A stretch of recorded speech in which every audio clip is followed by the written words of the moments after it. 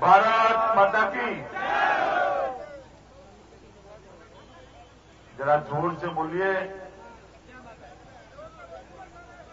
दिल्ली के कांग्रेस के दरबार तक आवाज जानी चाहिए।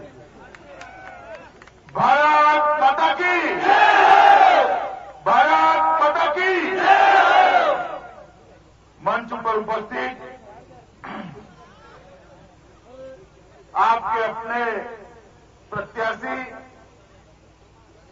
भाई सुभाष, मध्य प्रदेश के हमारे नेता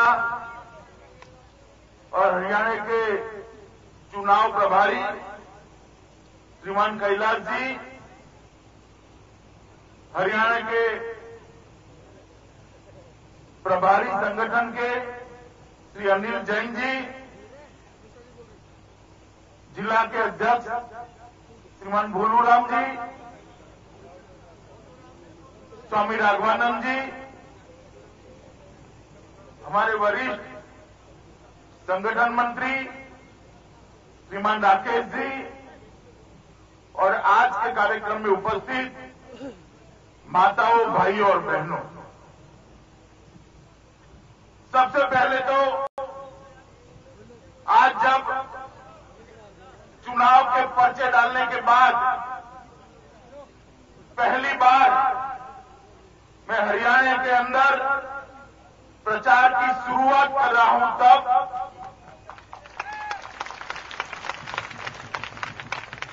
ये वीर भूमि हरियाणा के सभी मतदाताओं का भारतीय जनता पार्टी की ओर से हृदय से अभिनंदन करना चाहता हूं, क्योंकि आज जो दिल्ली में सरकार बैठी है, नरेंद्र मोदी जी की सरकार, भारतीय जनता पार्टी की सरकार, वो सरकार बनाने के लिए हरियाणा की जनता ने हृदय खोलकर आशीर्वाद भारतीय जनता पार्टी को दिया है। 10 में से 8 सीट भारतीय जनता पार्टी को देकर आपने मोदी जी को वहां बिठाया है। इसके लिए पूरे हरियाणा की जनता का मैं अभिनंदन करना चाहता हूं। मोदी जी आए थे, उन्होंने कहा है कि हरियाणा का ऋण है भारतीय जनता पार्टी पर कि 10 में से 8 सीट भारतीय जनता पार्टी को हरियाणा ने दी है। मित्रों, 10 साल के कांग्रेसी शासन के बाद पहली बार पूर्ण बहुमत की भारतीय जनता पार्टी की सरकार दिल्ली में स्थापित करने में ये वीर भूमि हरियाणा के लोगों का बहुत बड़ा योगदान है। और आपने जो सरकार बनाकर भेजी है, उसने 100 दिन में काफी कुछ किया है, काफी कुछ किया है। और अभी तो 5 साल पूरे बाकी है काम करने के लिए। आप मेरी बात याद रखना, 5 साल के बाद जब भारतीय जनता पार्टी वोट मांगने आएगी, आप लोग कहेंगे वोट मांगने की जरूरत नहीं है, हमारे वोट पर आपका अधिकार है।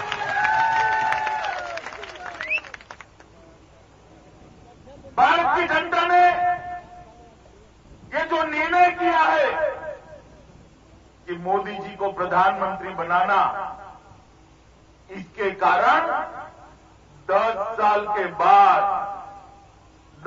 के बाद देश को बोलने वाला प्रधानमंत्री मिला है।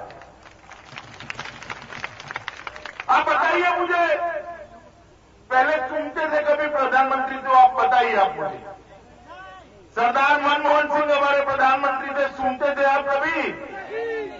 ऐसा नहीं है कि वो बोलना नहीं जानते थे, खूब बोलना जानते थे, मगर वहां से इशारा नहीं होता था सोनिया जी का, इसलिए वो बोल नहीं पाते।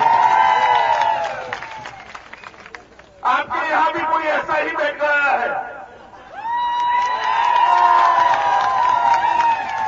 जब तक इशारा नहीं होता गांधी परिवार का, बोलते नहीं, हरियाणा की आवाज दिल्ली में सुनाई नहीं पड़ती। आप चाहते हैं ऐसा मुख्यमंत्री बने हरियाणा के विकास की जगह गांधी परिवार का विकास करे? आप चाहते हैं? आप चाहते हैं ऐसा मुख्यमंत्री बने जो पूछे कि मैडम मैं बोलूं या न बोलूं? चाहते हैं? हरियाणा पे मैं बाद में आऊंगा, मेरी गाड़ी थोड़ी ट्रैक पर से उतर गई। मित्रों, इस 100 दिनों में भारतीय जनता पार्टी की सरकार ने, नरेंद्र भाई मोदी की सरकार ने हर क्षेत्र में अनेक प्रकार के नए कीर्तिमान स्थापित किए। आपने सुना होगा, यहां बड़े बुजुर्ग लोग भी बैठे हैं सभा में, बैंकों का राष्ट्रीयकरण हुआ था, आपको मालूम है ना? मालूम है या नहीं है? हुआ तब क्या कहा था कांग्रेसियों ने कि राष्ट्रीयकरण किसके लिए किया है? गरीबों के लिए किया है, कहा था ना। मगर 65 साल की आजादी के बाद भी 50% से ज्यादा जनता के बैंक अकाउंट नहीं थे। 50% से ज्यादा जनता के बैंक अकाउंट नहीं, उनकी देश के अर्थतंत्र के अंदर कोई सहभागिता नहीं। नरेंद्र भाई की सरकार ने जन धन योजना की शुरुआत की और एक ही महीने के अंदर लगभग 5 करोड़ गरीबों के बैंक अकाउंट खुलाने का काम। सिर्फ बैंक अकाउंट खुलाने का काम नहीं किया, जीरो बैलेंस वाले बैंक अकाउंट तो खुलाए ही खुलाए, साथ में उनको 1 लाख रुपए का अकस्मात बीमा का भी फायदा पहुंचाया। 5 करोड़ लोगों को देश के अर्थतंत्र में भागीदार करने का काम 1 महीने के अंदर ये मोदी सरकार ने किया है। मैं पूछना चाहता हूं कांग्रेस के हुक्मरानों को, ये काम पहले क्यों नहीं हुआ? क्योंकि पहले आप गरीब का खाता खुलाना नहीं चाहते थे, पहले आप अपना खाता स्विस बैंक के अंदर खुलाना चाहते थे। पैसा लूटा हरियाणा के किसान का, पैसा लूटा पंजाब के किसान का और पैसा पहुंचाया स्विट्जरलैंड के अपने बैंक अकाउंटों के अंदर। ये काम आज तक कांग्रेस की सरकार हो, मगर मोदी सरकार के नए आने के बाद पहला काम क्या किया? पहला काम किया, ये जो काला धन जमा कर आए हैं ना वहां पर विदेश में, मालूम है ना आपको? वो विदेश में काला धन जमा कर आए हैं, उस पर एसआईटी बिठाने का काम, एक तपास जांच बिठाने का काम मोदी सरकार ने कैबिनेट में प्रस्ताव कर किया। और जो लोग हमारा पैसा चोरी कर वहां ले गए हैं, वो पैसा तो लाएंगे ही, साथ में जो चोरी कर गए हैं उनके जेल की सलाखों के पीछे भी डालेंगे। अब तक किसी की इच्छा नहीं थी करनी, इसलिए नहीं थी कि खुद उन्हीं के पैसे थे। हमें कोई डर नहीं है भारतीय जनता पार्टी वालों को कि एसआईटी बन जाए और जिसके विदेश में पैसे वो पकड़े जाए, क्योंकि भारतीय जनता पार्टी के किसी बंदे के कहीं पर पैसे है भी। मित्रों, 100 दिन के अंदर ही महंगाई पर काफी काम किया इस सरकार, और आने वाले दिनों में आप देखेंगे कि धीरे धीरे इस 10 साल से बढ़ाई हुई महंगाई को किस तरह से नीचे लाने का काम ये मोदी सरकार करती है। 10 साल में पहली बार लगातार 2 महीने तक पेट्रोल के दाम अगर गिरे हैं तो भारतीय जनता पार्टी की इस मोदी सरकार ने पहली बार ऐसा होता है कि सीमा की उस पार से अगर गोली चलती है तो इस बार दुगनी गोलियों चलकर उसका जवाब दिया जाता है। और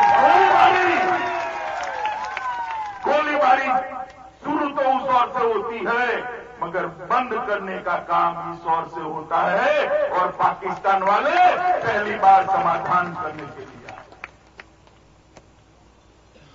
आज तक कितने भी प्रधानमंत्रियों ने शपथ किया, आपने भी देखा होगा, लिया है, देखा है ना? मगर कहीं देखा है कि शपथ लेते वक्त आसपास के सातों राज्य के देशों के प्रधानमंत्री और राष्ट्रपति उपस्थित रहे हो? देखा है कभी? मोदी जी का शपथ देखा था आपने? पाकिस्तान का प्रधानमंत्री था, नेपाल का प्रधानमंत्री था, श्रीलंका के राष्ट्रपति थे, बांग्लादेश की प्रधानमंत्री थी, सब लोग यहां पर आए। मोदी जी ने निमंत्रण दिया और कहा था आइए, हिंदुस्तान आप सबसे दोस्ती करना चाहता है, और सब लोग आए भी। पाकिस्तान को भी कहा हिंदुस्तान आप सबसे दोस्ती करना चाहता है, और हमने एक न्योता भेजा सचिव स्तर की वार्ता का, कि सचिव स्तर की वार्ता कर बरसों से जो खटाई है रिश्तों में, उसको हम मिठास में बदलेंगे।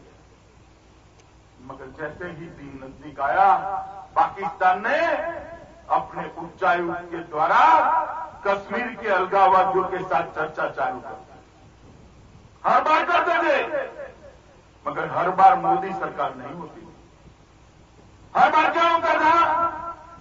पाकिस्तान जैसे ही अलगाववादियों से चर्चा करता था, सचिवों की बैठक होती थी, मंत्रियों की बैठक होती थी, प्रधानमंत्री के साथ बैठक होती थी, और बाद में कुछ नहीं होता था। इस बार क्या हुआ? कोई बैठक नहीं हुई। प्रधानमंत्री जी ने कह दिया अलगाववादियों के साथ अगर बैठक करनी है तो भारत के साथ वार्ता नहीं हो सकती। ये भारतीय जनता पार्टी की सरकार है, हिंदुस्तान के हित के खिलाफ काम नहीं कर सकती। पहली बार दुनिया के अंदर एक मैसेज गया, हिंदुस्तान के अंदर एक सरकार ऐसी बैठी है जो सरकार हिंदुस्तान के हित को सर्वोच्च प्राथमिकता दी। मित्रों, WTO हमारे आने से पहले वर्ल्ड ट्रेड ऑर्गेनाइजेशन के अंदर, विश्व व्यापार संगठन में, एक कांग्रेसी लोगों ने एक हस्ताक्षर किए थे कि आप लोगों को, किसानों को जो उचित दाम मिलते हैं ना, वो भारत सरकार नहीं दे पाए। किसी को नहीं पता। जब भारत में भारतीय जनता पार्टी की सरकार आई, मोदी जी की सरकार आई, और WTO की मीटिंग हुई और दस्तावेजों को देखा गया, तब मोदी जी ने कहा कि जिसका जो दबाव हो हम भारत के किसानों के हित पर कालिक नहीं पहुंच सकते। WTO की इस बात को हम नहीं मानते। बड़े बड़े देशों ने दबाव पैदा किया, मगर मोदी जी ने कहा अगर हम उचित दाम नहीं देंगे तो मेरा किसान आत्महत्या करेगा। हमारे लिए किसान का हित सर्वोपरि है, आपका WTO का हित सर्वोपरि नहीं। तो कई काम ऐसे हुए जिसके कारण आज देश के अंदर एक नया विश्वास पैदा हुआ है। जनता का अपने नेता में विश्वास है, ब्यूरोक्रेट्स का अपने प्रधानमंत्री में विश्वास है, और मंत्रियों का अपने प्रधानमंत्री में विश्वास है। और इसके कारण देश के अंदर एक नई शुरुआत है। देश के पूरी दुनिया में एक प्रकार की स्वीकृति मिली। जापान हो या चीन, अमेरिका हो या इंग्लैंड, सब चाहते हैं कि मोदी जी आए और उनके देश के साथ चर्चा करे, लाल झाजम बिछा कर सकते। एक जमाना था जब हमारे प्रधानमंत्री यूं हाथ कर देखा करते थे कि आज पाकिस्तान के राष्ट्रपति क्या बोलते हैं, आज IMF क्या बोलता है, और एक जमाना आज है कि अमेरिका का विदेश मंत्री आकर कहता है कि मोदी जी का सबका साथ सबका विकास सूत्र बहुत अच्छा है। इतना बड़ा परिवर्तन हुआ है। अभी अमेरिका गए, कल आप लोगों ने देखा था, कितने लोगों ने भाषण देखा? सच्ची बताइएगा, आनंद आता था ना मन में? भारत मां का एक लाल अमेरिका में जाकर इतनी बड़ी भीड़ के बीच में अपनी भाषा हिंदी में बोलने का साहस करेगा और दुनिया भर को दिखाएगा कि मेरे देश की भाषा कोई भाषा से छोटी नहीं है। पहले जाते थे, अंग्रेजी में बोलते थे, जो बोलते थे वही सुनते थे और कोई सुनता नहीं था और वापिस चले आते थे। कल नरेंद्र भाई बोले, हिंदी में बोले, अपनी भाषा में बोले और पूरी दुनिया ने सुना कि आने वाली सदी हिंदुस्तान की सदी है, हिंदुस्तान के युवा की सदी है, हिंदुस्तान के गरीब की सदी है, हिंदुस्तान के किसान की सदी है। वो बात डंके की चोट पर अमेरिका की राजधानी में जाकर मोदी जी ने पूरी दुनिया के सामने देखी। इसके कारण 125 करोड़ का देश इसकी छाती गज-गज फूलती है। एक अभिमान का अनुभव होता है, एक गौरव का भी अनुभव होता है कि हमारे देश का प्रधानमंत्री पूरी दुनिया के नेतृत्व करने की क्षमता रखता है। मित्रों, आने वाले दिनों में मोदी जी के हाथ मजबूत करने हैं तो मोदी जी ने कहा है कांग्रेस मुक्त भारत बनाना है। आप मानते हैं कांग्रेस मुक्त भारत बनाना चाहिए? मानते हैं? अब कांग्रेस मुक्त भारत बनाना है तो हरियाणा को कांग्रेस मुक्त बनाना पड़ेगा या नहीं बनाना पड़ेगा? बनाना पड़ेगा। अरे यार जोर से बोलिए, बनाना पड़ेगा।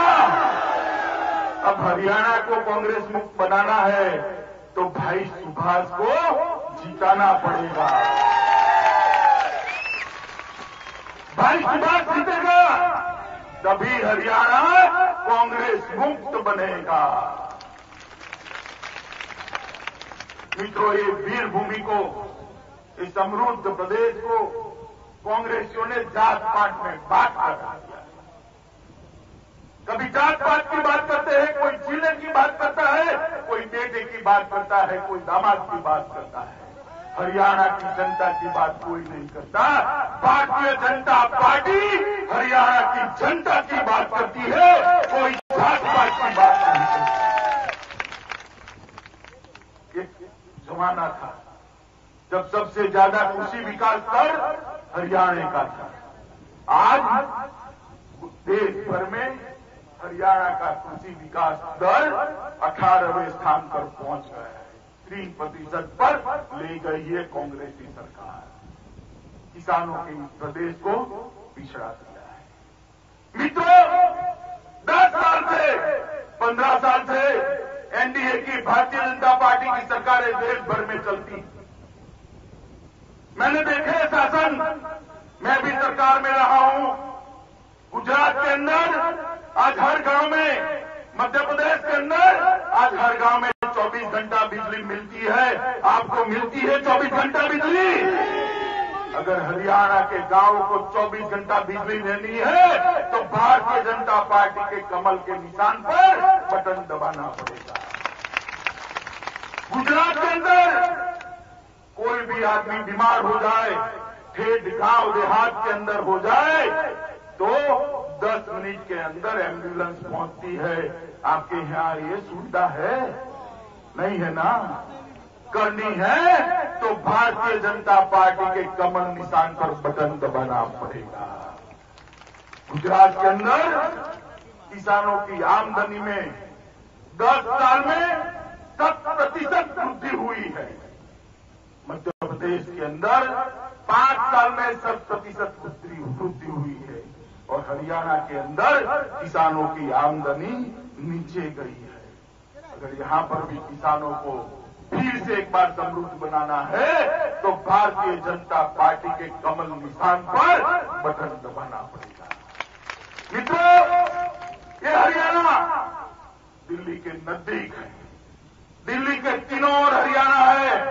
अगर कोई दृष्टि वाला मुख्यमंत्री होता तो आज हरियाणा का हर किसान अरबोपति करोड़ोंपति होगा। मगर अरबोपति तो बने, हरियाणा का किसान नहीं बना।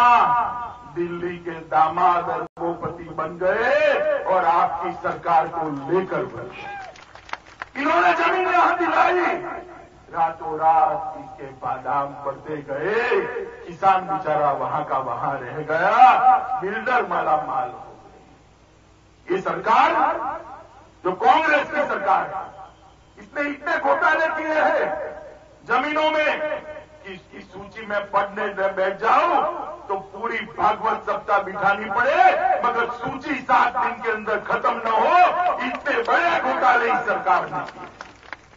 और आप कहते हैं कि एक मौका और दे दो। क्यों भाई 2 मौके दिए? क्या किया आपने? आप बताइए मुझे, 2 मौके दिए या नहीं दिए? दिए है ना? आपने भारतीय जनता पार्टी को एक भी मौका दिया है? बोलिए, दिया है? तो हमारा अधिकार बनता है या नहीं बनता है? एक बार मोदी जी के नेतृत्व के अंदर भारतीय जनता पार्टी की सरकार बना के दीजिए, पूर्ण बहुमत की सरकार भारतीय जनता पार्टी को दीजिए। इस बार भारतीय जनता पार्टी हरियाणा में 90 से 90 सीटों पर चुनाव लड़ रही है और मैं आपको बताने में जरा भी मेरे मन में झिझक नहीं है। 20 तारीख को भारतीय जनता पार्टी के मुख्यमंत्री की हरियाणा में शपथ विधि है। मेरा तो आपको ये निवेदन है कि हरियाणा के भारतीय जनता पार्टी की शपथ विधि हो तो उस शपथ विधि में कहीं न कहीं हमारा भाई सुभाष भी वहां दिखाई पड़े। इस तरह का काम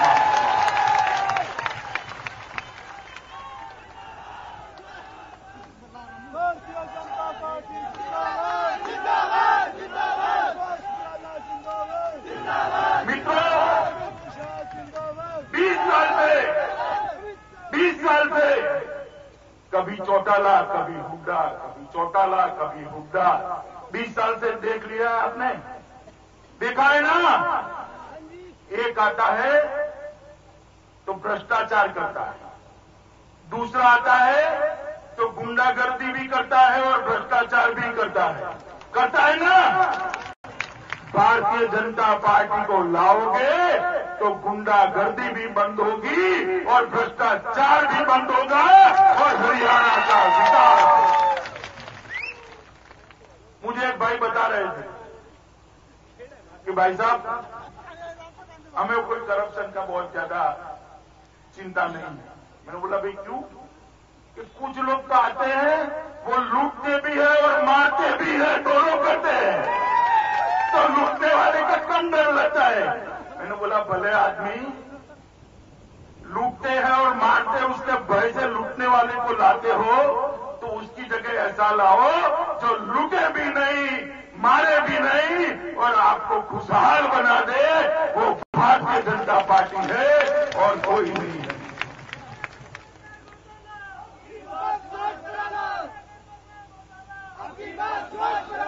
मित्रों, हरियाणा के अंदर अपने प्रधानमंत्री नरेंद्र भाई ने काफी सालों तक काम किया है। हरियाणा के चप्पे चप्पे को वो जानते हैं, हरियाणा की समस्या को वो जानते हैं, हरियाणा के लोगों को वो जानते हैं। संगठन का काम नरेंद्र भाई ने यहां लगभग 10 साल तक किया है। और नरेंद्र भाई जब दिल्ली में प्रधानमंत्री बने हैं तो एक बार उनके अनुकूल सरकार आप यहां दे दीजिए, बाद में देखिए मोदी जी हरियाणा का ऋण किस तरह से उतारते हैं, हरियाणा का विकास किस तरह से करते हैं। आने वाले दिनों में जात पात की बात करने वाले लोग आएंगे, प्रदेश की बात करने वाले लोग, प्रदेशवाद की बात करने के वाले लोग आएंगे, जिले की बात करने वाले लोग आएंगे। मैं आपके माध्यम से पूरे हरियाणा की जनता को अपील करना चाहता हूं कि हरियाणा की जनता इस बार जात पात में न पड़े, हरियाणा की जनता प्रदेशवाद में न पड़े, हरियाणा की जनता हरियाणा के विकास पर मोहर लगाए, कमल के निशान पर मोहर लगाए। हरियाणा की जनता भाई नरेंद्र मोदी के हाथ मजबूत करे।